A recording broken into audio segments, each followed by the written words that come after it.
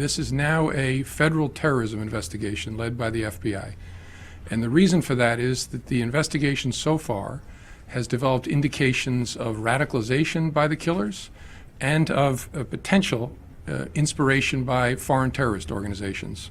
We are going through a very large volume of electronic evidence. This is electronic evidence that these killers tried to destroy and tried to conceal from us, that we now have and are exploiting to try and understand them.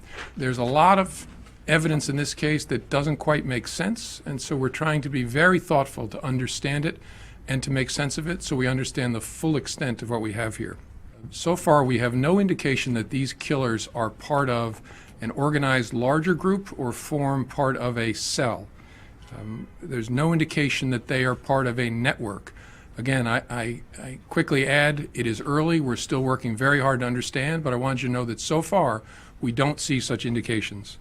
Second, there is nothing in our holdings about these two killers. I have seen reporting where folks have focused on reports that they were in contact, at least one of the killers was in contact with people who had been the subject of FBI investigations, either investigations that were closed or that were still open.